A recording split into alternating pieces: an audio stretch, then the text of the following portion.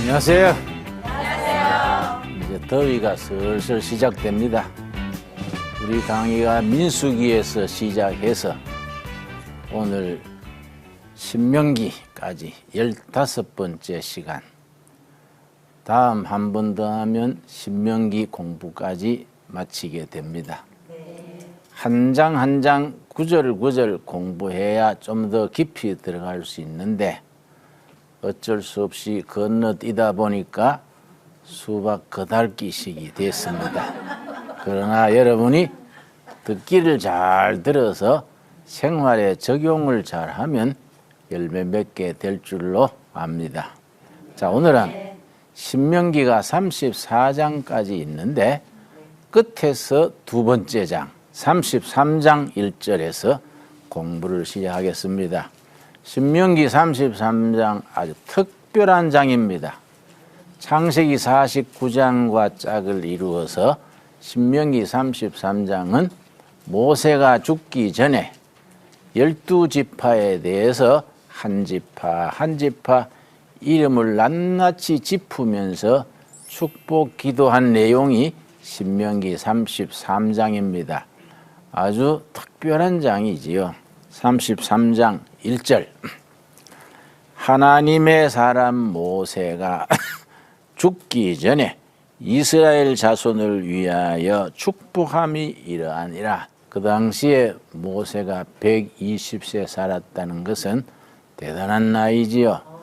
그런데 모세가 어떻게 해서 120세까지 살았느냐? 모세의 건강법 하는 책이 있어요. 우리 기독교 서점에 가면 있습니다. 읽어볼 만해요. 항상 광야 40년간 계속 걸었던 것. 모세가 가마 타고 다니는 게 아니라는 거예요. 백성들과 같이 걸은 거예요. 걷는다는 것이 굉장히 중요하지요. 그럼 음식이 기름진 거 광야에 있겠습니까? 이런 것들이 이제 모세가 장수하게 된 비결인데 다음 시간에 모세의 죽음에 대한 34장의 말씀이니까 그때 생각하기로 하고 모세가 죽기 전 12지파 한 지파 지파 이름을 부르면서 축복 기도한 내용이 민수기 33장입니다. 그 중에서 자 2절 그가 일렀으되 여호와께서 시내 산에서 오시고 세일 산에서 일어나시고 바란 산에서 비추시고 1만 성도 가운데 강림하셨고 그의 오른손에는 그들을 위해 번쩍이는 불이 있도다. 여호와께서 백성을 사랑하시나니 모든 성도가 그의 수중에 있으며 주의 발 아래 앉아서 주의 말씀을 받는도다. 이렇게 시작해서 모세가 제일 야곱의 12아들 중에 큰아들이 이름이 르벤이요. 르벤에 대해서 뭐라고 했느냐 하면은 6절 말씀. 르벤은 르벤 지파를 말하는 거지요. 자, 야곱이 12아들을 놓고 축복 기도한 것이 500여 년 전이요. 500여 년 전에 야곱이 숨 거두면서 12아들을 다 머리맡에 불러놓고 한 명 한 명 기도를 했는데 500여 년 세월이 지난 뒤에 이번에는 모세가 그 후손들 12지파를 하나하나 이름 부르면서 축복 기도하는 겁니다.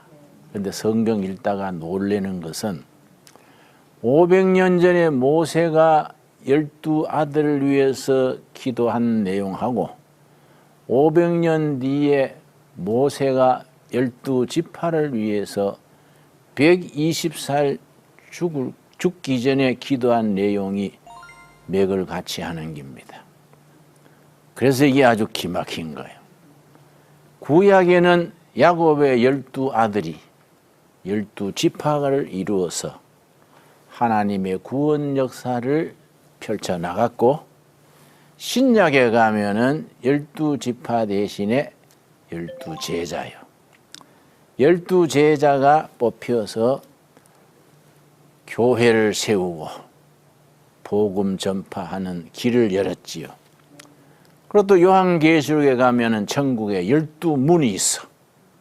성경이 그렇게 야곱이 창세기 49장에서 12아들을 위한 축복 기도, 500여년 뒤에 모세가 신명기 33장에서 12지파를 위한 기도, 신약에 가면은 12지파 대신에 12제자들의 이야기, 또 천국에는 12문의 이야기, 성경이 일관되게 그렇게 흐름이 있습니다. 자, 6절. 큰아들이 르벤이라 그랬지요? 네. 르벤은 죽지 아니하고 살기를 원하며 그 사람 수가 적지 아니하기를 원하나이다. 이번에는 아주 큰 축복이 아니에요. 죽지 않고 살았으면 좋겠다. 르벤 지파가 사실은 맏아들이기 때문에 제일 축복권이 있는데 이걸 이스라엘 전통의 장자 축복권 그래요. 큰아들이 유산도 많이 차지하고 축복도 독차지하는데 르벤이 하자가 있어요. 그러나 약점이 있고 실수가 있고 흠물이 있지만은 하나님은 흠물 있는 자식도 실수가 있는 지파도 사랑하고 버리지 아니하신다. 그래서 르벤 또 하나님은 버리지 아니하시고 살기를 원한다. 나름대로 번영하기를 원한다. 이렇게 돼 있는데 이 구절을 이해하려면은 500년 전으로 돌아가서 창세기 49장을 읽어봐야 돼요. 한번 찾아보겠습니다. 창세기가 50장까지 돼 있는데 그 마지막 장 앞에 장 창세기 49장 1절 대단히 의미가 깊고 중요한 장입니다. 나는 목회를 오래 하면서 우리 교우들이 이런 부분을 깊이 영적 통찰력을 가지고 읽어서 영적 양식으로 삼지 못하는 것이 아쉬워요. 일주일 내내 월요일에서 토요일까지 사회생활 하다가 주일날 하루 와서 예배 드리는데 예배는 하나님께 드리는 거지요. 예배 시간에 설교 그저 보통 20-30분 설교 시간에 우리가 뭐 성경 말씀 들은들 얼마 듣겠습니까? 성경을 깊이 못 들어가는 겁니다. 그러면 집에서 성경을 읽고 공부를 하고 해야 되는데 요즘 너무 바빠요. 너무 복잡하고 너무 바쁜 세상이라 또 텔레비 봐야지요. 또 핸드폰 자꾸 만져야 되지요. 신문 읽어야 되지요. 또 이웃집 아줌마하고 노닥거려야 되지요. 성경 공부하고 읽을 시간이 없어. 그렇지요? 그래서 내가 우리 교인들도 그 직장도 없는 그 부인 집사님들 뭔 일이 있어서 집에 전화하면 낮에도 집에 있는 아줌마가 별로 없어. 뭐 동창회다, 뭐 중학교 동창회다, 뭐이다. 그렇게 소출 없이 바빠요. 그래 내가 그래요. 아이고 권사님, 집사님 뭐 그래 바빠요. 글쎄요 할 일 없이 바쁘네요. 그래서 내가 백수가 과로서 한다는 말 아세요? 아무 일 없는 실업자가 과로해서 죽는다 이 말이에요. 예. 여러분 그런 일 없기를 바랍니다. 예. 그러니까 좀 한가하게 말씀을 깊이 들어가야 되는데 그렇지를 못해요. 자, 창세기 49장 찾았지요?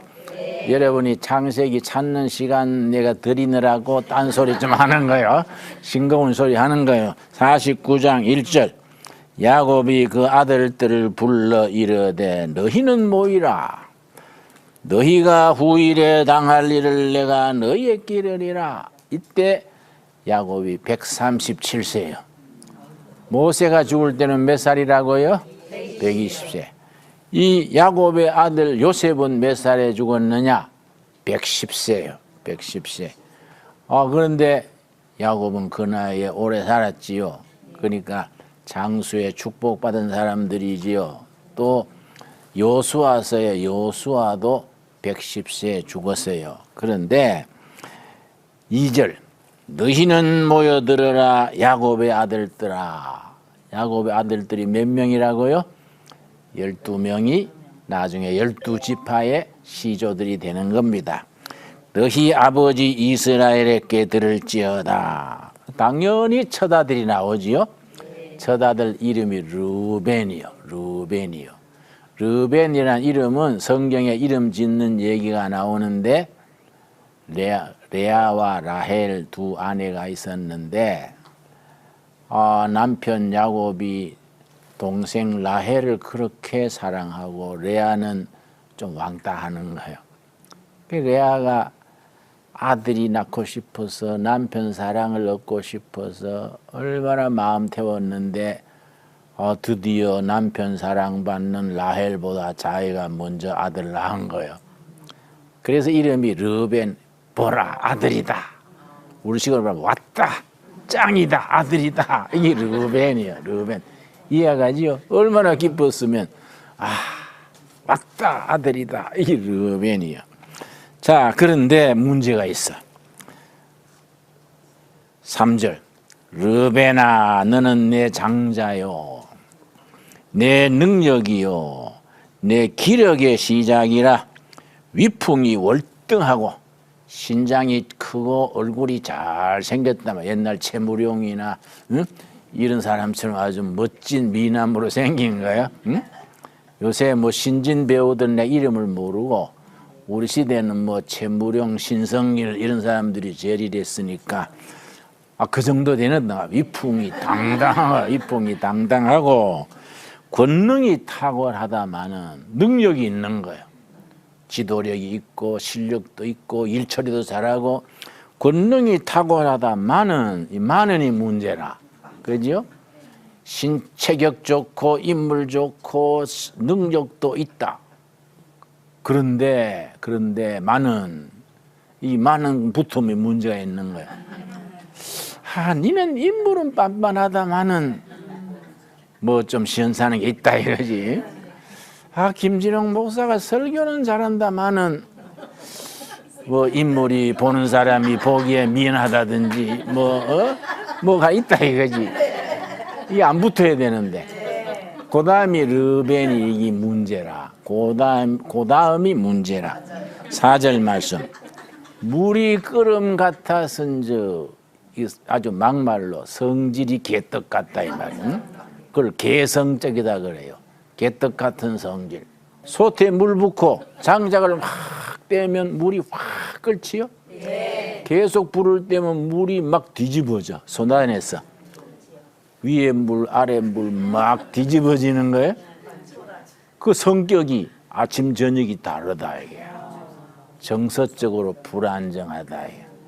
아무리 인물 좋고 일 잘해도 정서적으로 안정이 돼서 차분하게 일관되게 일해야 되지. 아침 저녁으로 기분이 다르고 아침에는 막 기분 좋다가 저녁 낮에는 막 죽어버릴까 이러고 사람 사귀는 것도 좋아하다가 또 팍 털어져가 이게 이제 개성이 강한 거지. 개떡 같은 성질이라 변동이 심한 거예요.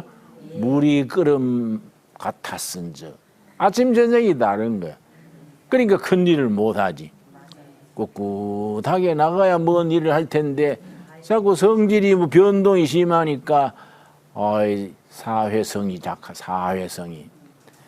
그런데다가 너는 탁월하지 못하리니 물이 끓음 같았은즉 너는 탁월하지 못하리니. 아까운 아들인 거야. 타고난 인물이나 실력은 뛰어난데 그 아버지 어머니가 얼마나 기대했겠습니까? 더구나 이스라엘 민족은 장자 축복권인데 맏아들이 가문의 축복을 이어가는데 그 잘생기고 실력 있는 아들이 그래 삐딱선을 타니까 아버지 마음에 얼마나 안타까웠겠습니까? 그런데 아버지가 죽을 때 마지막 유언하면서 그래도 축복하고 싶겠지요? 근데 그게 아니라 12 아들 이름 하나하나 부르면서 어떤 아들은 축복하고 어떤 아들은 거의 막 책망하고, 이 르벤 같은 맏아들은 뭐 거의 저주에 비슷한 그런 유언을 하는 거예요. 그 아버지 마음이 어떻겠습니까? 왜 그렇게 하느냐? 그 다음 말을 보면 이해가 가요. 탁월하지 못하리니 너가 아버지의 침상에 올라 더럽혔음이로다. 그가 내 침상에 올랐도다. 넌 안 돼. 너는 인물 좋고 체격 좋고 실력이 뛰어나지만은 안 돼. 아버지 침상에 올랐지 않느냐? 이 말이 좀 간접적인 표현이지요. 실제적으로는 야곱의 아내가 4명이요. 지금 또 그날 그쪽 중동 사람들은 법적으로 아내가 4명까지 허락이 돼. 4명 넘으면 법에 제재받아. 근데 그걸 우리가 이해를 해야 돼요. 찬성은 못하지만 이해는 해야 돼. 왜? 하도 전쟁이 심하고 남자들 나와가지고 뭐 강도한테 죽고 전쟁에 죽고 뭐 너무 희생을 많이 당하니까 그 부인들이 대책 없는 거야. 남자들이 자꾸 전쟁에 죽고 젊은 과부들이 많이 나니까 인구가 줄어들지요. 대가 끊기지요. 그러다 보면 경제력도 위축되지요. 그 사회가 살아남기 위해서 전쟁에 죽은 사람의 아내, 뭐 이런저런 아내들 4가지 허락하는 거예요. 그래, 그 지역 풍속에 따라서 야곱도 아내가 4이요. 그러니까 우리가 이해는 가지요. 그러나 뭐 그대로 우리도 구약시대처럼 나도 한 명 더 둘까? 이거는 또라이 소리지. 그건 안 되는 소리지. 성경은 철두철미하게 일부일처에 아담, 하와 일부일처인데 이스라엘 그 중동 사람들이 그 살아남기 위해서 그 지역에 이런 풍속이 있는 거예요. 그러나 그건 뭐 그것도 구약시대지. 지금 또 유대인들은 지금 되긴 없어졌지요. 자, 그러나 다른 이 중동 사람들은 지금 또 4명까지는 뭐 사우디니 뭐 이라키니 이란인이 있잖아요. 지금도 그런 전통이 있어요. 그러나 이스라엘은 아마 내가 뭐 가보진 않았지만은 일부일체일 거예요. 그런데 그래서 맏아들 르벤이 아버지가 도저히 축복 기도할 수 없는 거예요. 왜냐? 4명 아내 중에 끝에 서모지. 서모는 젊을 거 아니야. 르벤은 맏아들이니까 나이 들 거 아니야. 야곱의 맏아들 르벤이 뒤에 들은 서모 4명 아내 중에 한 사람하고 나이가 비슷했을 거예요. 안 그렇겠습니까? 그래서 둘이 너무 가까이 지낸 거예요. 그때는 이제 각자 천막이 하나씩 있는데 르벤 맏아들이 서모 천막에 들어가서 자고 나오는 것을 아버지가 봤던가 봐. 그래 딱 마음에 품고 있었어. 당장 불러가지고 야 이놈아 네가 뭐 그럴 수 있나? 안 그런 거야. 야곱이 가만히 마음에 품고 있다가 숨 거둘 때 너는 안 돼.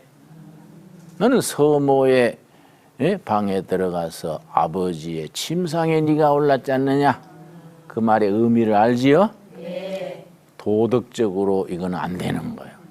그러니까 아무리 타고난 실력이 있고 인물이 좋고 가능성이 있어도 첫째는 성격이 뭐 아침 저녁으로 바뀌고 둘째는 도덕적으로 윤리적으로 못할 짓 하면 장자에게 주는 축복을 줄 수가 없잖아요. 그래서 지금 아버지가 르벤 지파한테 너는 안 된다. 너는 그 아까운 재능과 인물이 성격이 너무 불안정하고 요즘 말로 EQ가 나쁘다 그래. EQ. 감성지수. 머리 좋은 건 IQ. 가슴이 따뜻하고 인간적으로 바른 걸 EQ라 그래. 그런데 요즘 심리학이 발전하면서 연구가 많이 나오는데 머리 좋은 거는 못 바꾸어요. 부모한테 타고나는 거예요. 근데 EQ, 가슴이 따뜻한 거는 자기가 노력해서 바꿀 수 있고 발전시킬 수 있는 거예요. 그런데 요즘 연구에 의하면 머리 좋은 사람이 성공하고 출세하는 게 아니야. 가슴이 따뜻한 사람이 성공하는 거야. 세계적인 기업가들, 큰 기업가들 조사를 해보니 머리 좋은 사람이 아니야. 인간성, 가슴이 따뜻한, 그걸 EQ라 그랬지요? 이모셔널, 감성 지수라 그래. 머리 좋은 거는 EQ, IQ, 지능 지수라 그래. 그러니까 IQ, 머리 좋은 것이 그 사람의 성공과 행복에 기여하는 것은 20%밖에 안 돼. 80%는 가슴이요. 인간성이 바르고 훈훈하고 포용력이 있는 사람. 그러니까 여러분이 아버지, 어머니한테 타고난 IQ는 시원찮아도 학급에서 60명에 59등 해도 그건 어쩔 수 없잖아요. 부모 타고난 거니까. 그러나 가슴이 따뜻하면 되지. 그렇지요? 가슴이 따뜻하면 그걸로 사람을 품고 행복할 수 있는 거예요. 그래, 머리 좋은 사람이 불행한 사람이 많아. 지 잘났다고 떠들다가 외톨이가 되고, 그래, 니 잘났다. 니 혼자 살아라. 이게 IQ 높은 사람의 단점이에요. 그러니까 여러분, EQ는 고칠 수 있다. 그러니까 EQ 나쁜 사람의 세 가지 특징이 있어요. 중요합니다. 내가 세 가지 말할 테니까 두 가지 이상 해당하면 안 되는 거예요. 이거. 첫째는 참을성이 없어. 미세스 조급증 그래. 두 번째는 화를 잘 내요. 응? 미세스 짜증이라 그래. 짜증되고 남자 같으면 핏대 올리고. 내 친구 중소기업 사장이 있는데 김 목사, 나 사장 못해 먹겠어. 우리 직원들이 내 별명을 뭐라 그런지 알아? 왕핏대라 그래. 그래서 왜 그런 별명 붙였어? 그랬더니 요새 젊은 애들 부려먹으려면 핏대 안 낼 수 있나? 열받는다. 야, 이것들이 말이지 재구실 못한대. 그래도 사장 하려면 참아야지. 안 그래요? 제일 쉬운 건 사장 안 해버리면 되지. 사장 하려면 그거 뭐 성질을 참아야지. 그러니까 참을성 없는 게 EQ 나쁜 거야. 첫 번째는 뭐라고요? 응? 참을성 없는 거. 둘째는 화를 잘 내는 거. 세 번째는 인간관계를 잘 못 맺어. 사람 관계가 안 좋아. 며칠 사귀었다가 또 뭐 그만둬 버리고 또 몇 달 사귀다가 모른 척하고. 이래 되면 이거는 사회성이 없는 거이지. 그런데 이거는 고칠 수 있는 거야. 아까 말씀드렸지요? 지능지수 머리 나쁜 건 못 고친다 그랬지요. 타고나는 거니까. 가슴이 EQ가 낮은 거는 고칠 수 있어요. 고치는 데는 주로 세 가지요. 첫째는 연애하는 거예요. 연애. 사랑하면 고치는 거. 사랑은 하나님은 사랑이시니까 사랑하면은 망가진 EQ가 회복되는 거예요. 그 연애가 아주 보약이지. 그 대학 시절 보면은 영 팔포이처럼 시원찮던 친구가 애인 잘 만나가지고 몇 년 뒤에 아주 멋있는 남자가 돼서 마누라 잘 만나가지고 그걸 마누라를 로또 뽑은 거지. 그래가지고 인정 신사가 된 거예요. 그러니까 남자는 여자를 잘 만나야 돼. 여자 못 만나면요, 뭐 망가지는 거야. 날고 기도 안 되는 거예요. 응? 뭐 여자도 마찬가지지, 그지요? 응? 그 내가 제일 답답한 게 교인들 중에도 보면 똑똑한 여자가 반피 같은 남자하고 사는 거야. 그냥 모른 척 해야지 뭐. 있으면 안 됐다. 그래도 뭐 살아야지 어떻게. 회사 같으면 인사이동해가 바꾸면 되지만 부부는 아니잖아요. 끝까지 하늘나라까지 같이 가는 거예요. 그러니까 순교가 따로 있는 게 아니에요. 안 맞아도 같이 맞춰 사는 게 부부 생활이고, 자식이 낳았는데 이 르벤처럼 속썩이는 자식도 야 임마 내 아들 아이다 안 되잖아요. 그래 인생 사는 것이 그래서 참 조심조심 은혜로 살아야 돼요. 자, 그 르벤이 그래가지고 장자에게 주는 축복군을 잃어버린 거예요. 그 500년 뒤에 모세가 이번에 이제 120세 죽으면서 신명기 33장에 읽었지요? 네. 12지파 기도할 때 르벤 지파에 대해서 그래도 하나님은 사랑이시라. 르벤이 지파가 망하지 아니하고 잘 지내기를 바라노라. 그렇게 이제 축복을 한 거예요. 자, 그러니까 참 이 성경이 아주 기맥혀요. 그런데 제사장이요. 대제사장이 법복이 있어요. 우리말 가운이지. 우리 이스라엘 달력으로 7월 10일마다 대속죄일 하는 날이 있어요. 대제사장이 다 그 법복을 입고 제사장 500명이 뽑혀서 수발 들어가지고 성막에 저 지성소에 들어가서 제사 지내는데 제사장의 그 법복에 가슴팍에 12보석이 있어요. 위로 3가지, 밑으로 4줄. 그럼 전 몇 개예요? 12개. 한 지파마다 보석이 하나씩이에요. 그런데 12보석에 지파 이름은 다 새겨졌어. 그거 탁 12보석에 가슴에 달고 들어가서 제사 지내는데 참 신기해요. 나는 성경 공부하다가 놀래버려.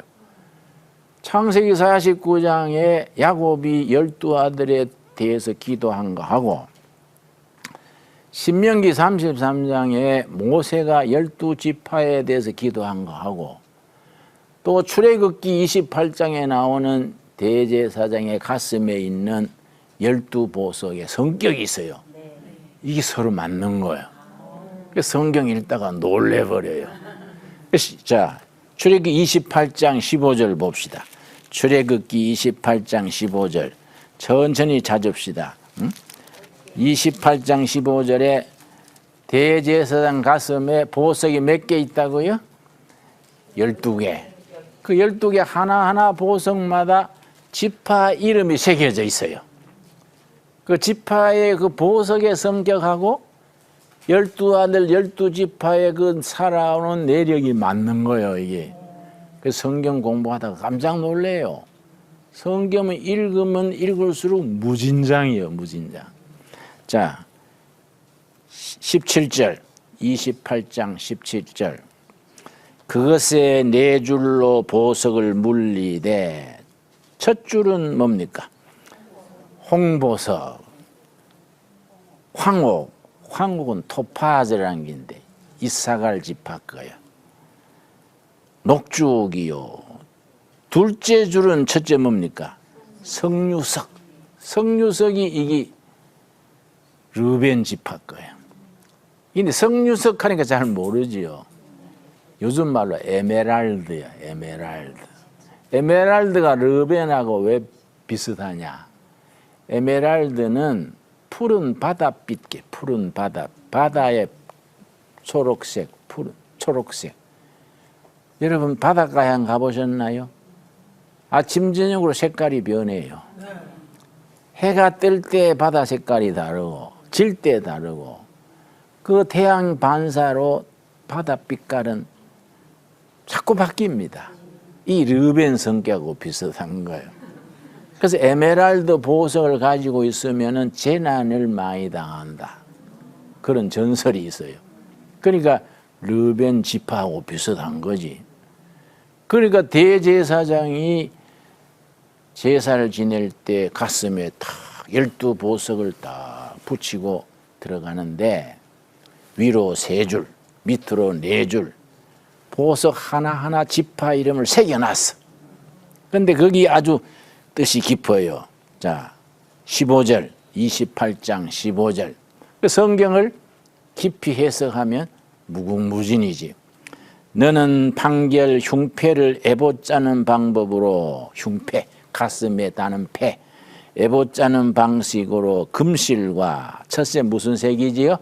청색, 자색, 홍색 실과 가늘게 꼰 배실로 정교하게 짜서 만들되. 자, 그 보석을 붙이는 그 배에 짤대에 실을 4가지를 써요.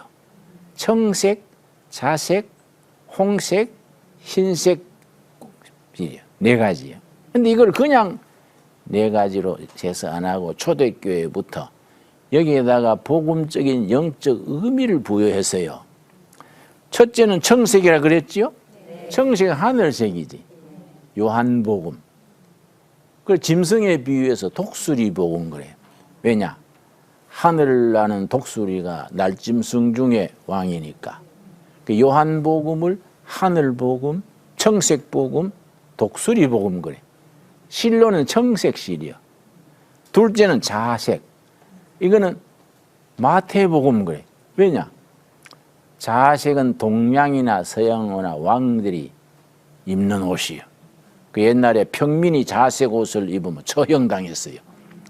왕권을 상징하는 게 자색이요. 그러니까 마태복음이 유대인의 왕으로 오신 예수님, 유대인의 왕이신 메시아, 그걸 마태복음. 그 짐승 중에는 사자복음이에요. 사자. 요한계시록에 에스겔서에 나와요. 사자복음. 사자가 짐승 중에 왕이니까 사자복음, 마태복음, 자색복음이라 그랬어요. 세 번째 뭔 색이지요? 홍색. 마가복음 그래요. 마가복음. 소복음, 소. 왜냐? 소는 마지막까지 섬기는 거예요.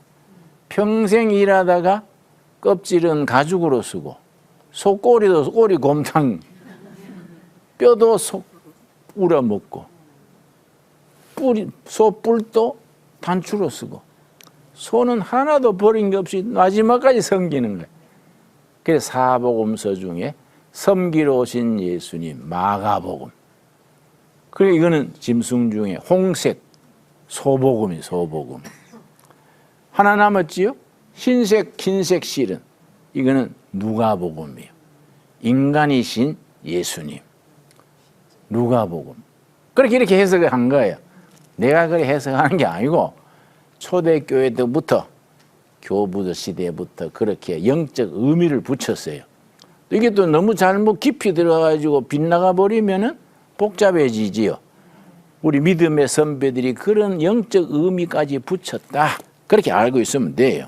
그런데 그래서 4가지 실로 보석에 탁 짜서 붙였는데 둘째 줄 첫 번째 나오는 석류석 에메랄드는 르벤 지파를 상징하는 거이다. 이해 갔지요? 네. 자, 그런데 그 중에 아주 중요한 지파가 있습니다. 이사갈 지파라고 있어요. 자, 신명기 33장 18절 말씀. 자, 구약 시대에는 야곱의 12아들이 12지파가 이루어져서 하나님의 구원 역사를 이어갔고, 신약에는 12제자가 교회를 이루고 복음을 전하는 쓰임 받았습니다. 우리 천국 갈 때 천국에는 또 12문이 있어가지고 12문에 12지파 이름이 있고 12제자 이름이 쓰였다. 요한계시록에 있어요. 그러니까 12이라는 숫자가 아주 신성한 숫자지요. 신명기 33장 18절 찾았습니까? 스불론에 대하여는 일러스되 스불론이여 너는 밖으로 나감을 기뻐하라. 이사갈이여 너는 장막에 있음을 즐거워하라. 이사갈 지파는 여호수아서에 가나안 땅을 정복해서 땅을 분배할 때에 제일 척박한 땅에 배치됐어요. 갈릴리 호수나 바다도 없고 내륙 지방에 우리나라 충청북도가 바다가 없지요. 산이 많고 비슷한 거예요. 아주 험한 땅에 바다도 없는데 내륙 지방에 척박한 땅에 이사갈 지파가 배치됐어요.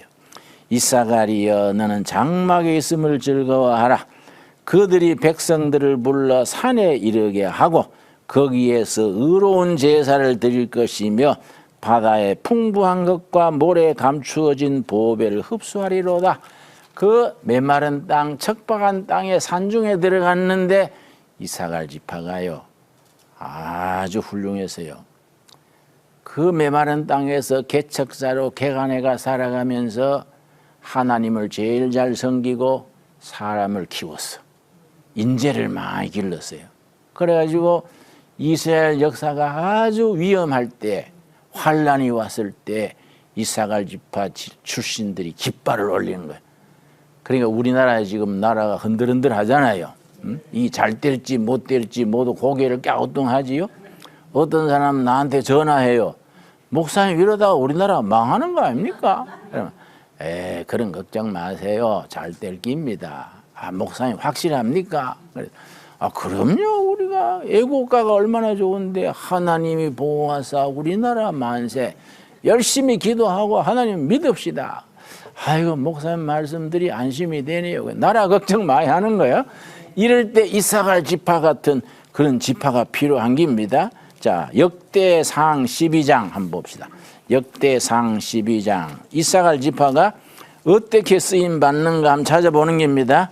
역대상 12장. 그 성경을 읽을 때에 이런 말씀이 전부 연결이 돼 가지고 자, 역대상 12장 32절.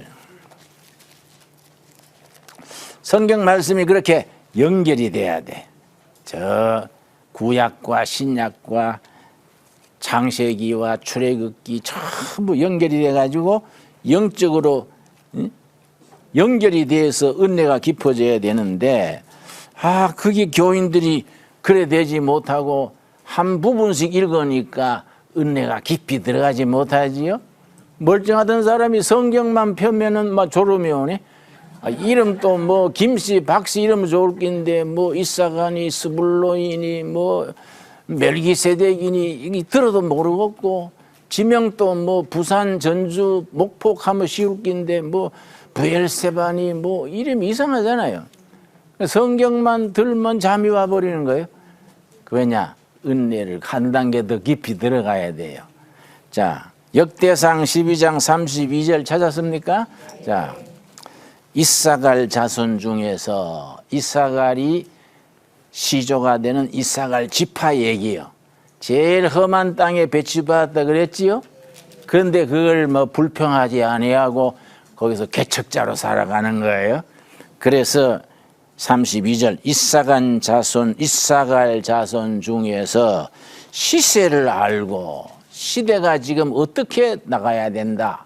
시대의 변화를 아는 거예요. 시대가 지금 변하잖아요. 우리나라 정치도 이명박, 박근혜 넘어가 지금 문재인으로 바뀌가잖아요.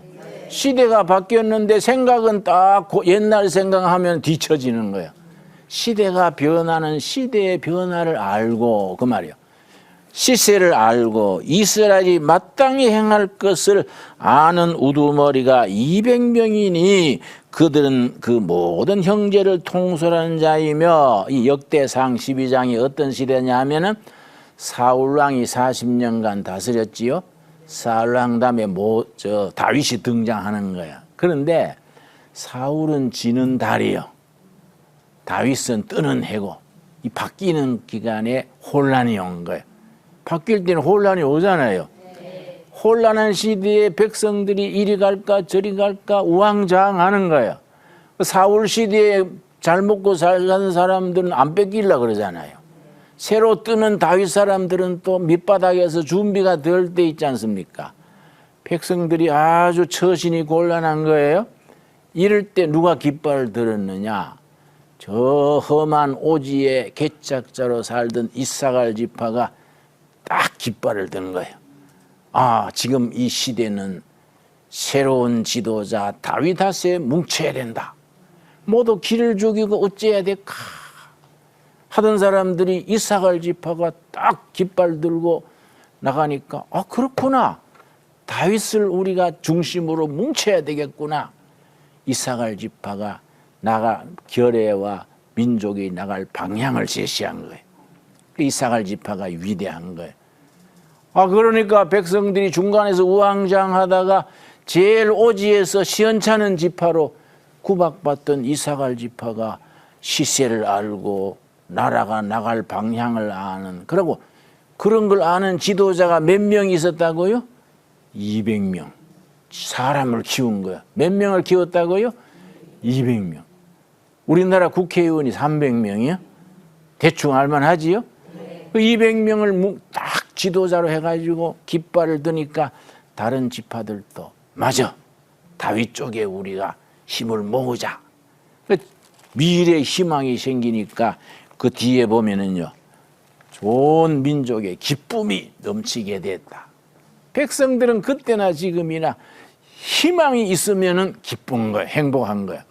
아무리 잘 먹고 잘 살아도 배는 불러도 미래의 희망이 없으면 타락하는 거야. 막 우울증 걸리고 분쟁 나고. 그런데 지금 뭐 세 끼 뭐 먹고 두 끼 먹어도 밥 뭐 먹고 죽 먹어도 내일에 대한 희망이 있으면 뭉치는 거야. 그렇게 뭉치게 한 사람들이 이사갈 지파라. 성경에 지금 그 얘기 해주는 겁니다. 그런데 이사갈 지파의 보석이 뭐냐면은 출애굽기 아까 이제 읽었지요. 출애굽기 28장 15절 되돌아 봅시다. 우리가 시간이 갔으니까 출애굽기 12장 15절에 보면은 그 첫째 줄에 무슨 보석이 있느냐면은 황옥이에요. 황옥. 첫째 줄 두 번째에 황옥이 있어. 황옥. 요즘 우리로 말하면 토파즈요. 토파즈. 황옥 그러면 모르지요?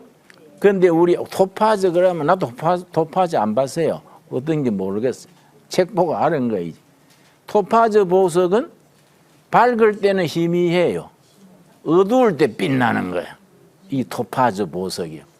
토파즈 보석을 캘 때 밤에 후라시 들고 괭이 들고 바닷가에 주로 많은데 가서 어두운 데서 빛나는 돌을 캐는 거예요. 이게 토파즈예요. 근데 밝을 때는 별로 표가 안 나. 근데 어두운 데서 빛나는 거예요. 국가가 편안하고 잘 나갈 때는 별로 빛을 안 내는데 나라가 어려울 때, 가정이 어려울 때, 교회가 힘들 때 빛을 내는 거예요. 이 이사갈 지파와 같지요. 우리 한국 교회 여러분의 삶이 어려울 때 빛을 내는 이사갈 지파 같은 시세를 알고 나라와 교회가 나갈 방향을 제시하는 그런 선각자적인 쓰임받는 우리들이 될 수 있어야겠습니다. 오늘 거기까지 감사합니다.